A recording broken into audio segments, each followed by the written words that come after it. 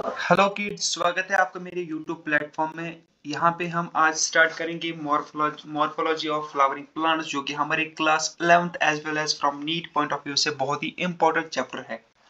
ठीक है, तो अपना टाइम वेस्ट किए बिना हम अपना ये चैप्टर स्टार्ट करेंगे। होपफुली आप सारे मेरे साथ कोऑपरेट करेंगे। बेसिक से इनिशियल स्टेट से हम इसको स्टेट करेंगे और एंड तक ले जाएंगे, ताकि आपके बराबर मार्क्स मिल जाए। आपके नीट में आप सारे क्वेश्चन अटेम्प्ट करें as well as in your board examination you will shine. So आज के लेक्चर, इस पर्टिकुलर लेक्चर में हम बात करेंगे introduction to morphology of root, types of root and functions of root. Okay, सबसे पहले हम अगर बात करें टर्म मॉर्फोलॉजी के बारे में, इट इज एक्चुअली इनिशिएटेड और derived from a term मॉर्फोस and logos, जो कि एक ग्रीक टर्म की कॉम्बिनेशन से बना है, मॉर्फोस and logos. Morphos means the external and logos means the logy, which means the study. Actually, it's just a study of the external features of the living organism. जितने भी हम external features देखते हैं living organism के, उन features की study को हम कहते हैं मॉर्फोलॉजी। एंड वाइल जब हम बात करते हैं इंटरनल स्ट्रक्चर स्टडी के बारे में, उसको हम कहते हैं एनाटॉमी। ठीक है, अगर आप यहाँ पे एक फ्लावरिंग प्लांट देखोगे, जो यहाँ पे एक प्लांट दिया गया है, हमारे पास प्लांट के दो सिस्टम होते हैं। One is the root system, another system is a shoot system. Root system is that type of system which comes under the ground or under the soil, and shoot system is that type of system which comes above the ground. ठीक है, root system में हमारे पास आते हैं root, जो absorb करते हैं water और मिनरल्स फ्रॉम द सॉइल, और हमारे पास शूट सिस्टम में आते हैं फ्लावर आते हैं, लीव्स आते हैं, फ्रूट आता है, या हम कह सकते हैं इनफ्लोरेंस आते हैं, स्टेम आता है। ठीक है, तो इस सब के बारे में हमने यहाँ पे बात करनी है। जैसे कि हमारे जो फ्लावर्स होते हैं रिप्रोडक्शन के काम आते हैं, ये जो लीफलेट्स होते हैं या लीव्स जो होते हैं, ये फोटोसिंथेसिस के काम आते हैं। ये जो फ्रूट होते हैं प्रोटेक्ट करते हैं हमारे सीड्स को। इसी तरीके से जो यहाँ पे रूट्स होते हैं, ये करते हैं एब्जॉर्ब मिनरल्स को। ठीक है, यहाँ पे ये जो यहाँ पे आप देख सकते हैं, ये जो रूट्स होते हैं, ये हेल्प करते हैं ऑल्सो स्टेम को। किस वजह से? ताकि उनको सपोर्ट मिल जाए। ठीक है, ओके।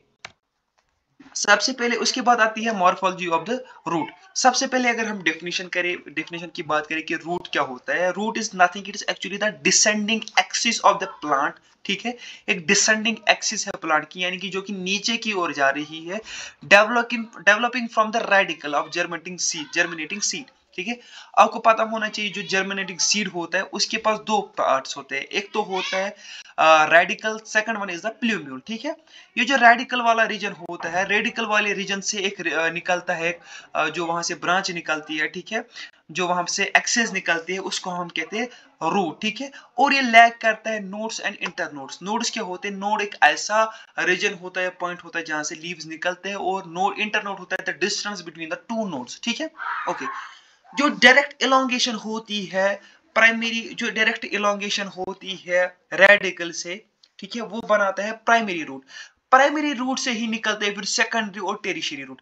फॉर एग्जांपल आप इस तरीके से अज्यूम कर लो, जो मैंने यहाँ पे डायग्राम दी है, यहाँ पे हमारा सीड है। ठीक है, नीचे की साइड से होगा उसका रेडिकल वाला रीजन, और ऊपर की साइड से होगा प्लूम्यूल वाला रीजन, जहां से स्टेम निकलेगा। ठीक है, इस एरो की ओर आप देखिएगा, तो ये जो हमारा रूट है, ये जो हमारा रेडिकल है, यहाँ से जो पहली ब्रांच निकलेगी, पहली इलोंगेशन जो निकलेगी, वो होगी प्राइमरी रूट की, जैसे कि आप यहाँ पे देख सकते होगी। ठीक है, इस प्राइमरी रूट से बाद में निकलेंगे फिर से रूट्स। ठीक है, उसकी अपनी सब ब्रांचेस निकलेंगी, जिनको हम कहते हैं सेकेंडरी रूट्स। ठीक है, सेकेंडरी रूट से फिर बाद में खुद एक और ब्रांच निकलेंगे। ठीक है, जिनको हम कहते हैं टर्शियरी रूट। ठीक है, होपफुली आपको ये समझ आया होगा कि प्राइमरी रूट क्या होता है। ये इलोंगेशन होती है रेडिकल की, और उससे निकलता है सेकेंडरी से निकलता है टर्शियरी रूट। ठीक है, okay, it is the definition of the root. उसके बाद अगर हम बात करें, जो हमारा प्राइमरी रूट होता है और होता है सेकेंडरी रूट और होता है टर्शियरी रूट, ये इकट्ठे एक रूट का सिस्टम बनाते हैं, जिसका नाम है टैप रूट सिस्टम। जिसकी एग्जांपल है हमारे पास यहाँ पे मस्टर्ड, कैरेट एंड टर्निप। ठीक है, mustard, carrot and turnip are the three example which have the tap root system. Okay, okay, यहाँ पे एक और आपको बात याद रखनी है, mustard, carrot and turnip, these are the examples of dicot, और ये स्टोरेज का काम करते हैं, यानी कि ये फूड को स्टोर करते हैं। ओके, उसके बाद है टाइप्स ऑफ रूट।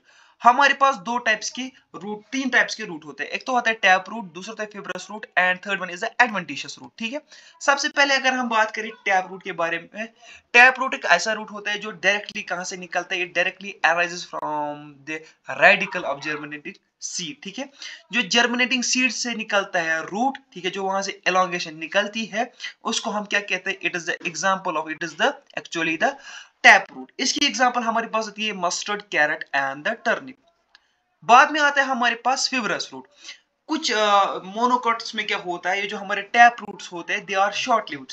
ठीक है, ये शॉर्ट लिव्ड होते हैं। ठीक है, उनमें क्या होता है, they are replaced by a specialised root that are termed as a fibrous root. ठीक है, फिब्रस रूट, इसमें एग्जांपल आती है हमारे पास वीट की। यहाँ पे आप देख सकते हो टैप रूट सिस्टम, और यहाँ पे है हमारे पास fibrous root system, fibrous root. Okay, उसके बाद आता है हमारा एडवेंटिशियस रूट। एडवेंटिशियस का मतलब क्या होता है, एडवेंटिशियस मींस एक्स्ट्रा और अनयूजुअल और ऑर्डिनरी। ठीक है, क्या होता है, इसको हम ऑर्डिनरी या अनयूजुअल या एक्स्ट्रा क्यों कहते हैं? बेसिकली आपको पता है जो रूट होता है अराइज होता है from the radicle of the germinating seed. ठीक है, ये आपको एक कोर कंसेप्ट पता होना चाहिए कि root is actually arising from the radicle of the germinating seed.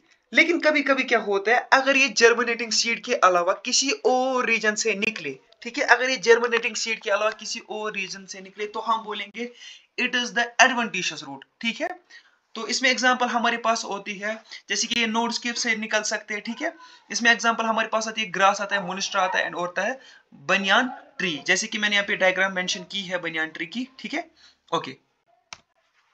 उसके बाद है फंक्शंस ऑफ रूट।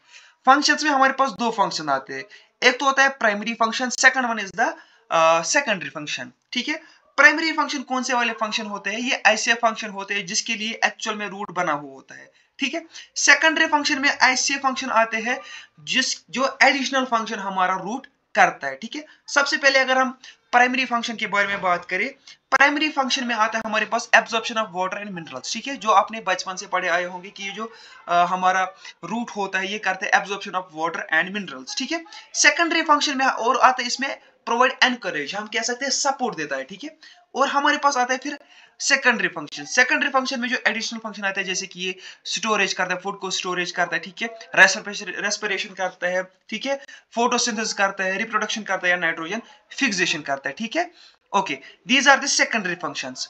होपफुली आपको ये सारा समझ आया होगा। अगर आपको कोई भी डाउट होगा इस लेक्चर के रिगार्डिंग, प्लीज मुझे कमेंट सेक्शन में जरूर बताइएगा। Thanks for watching.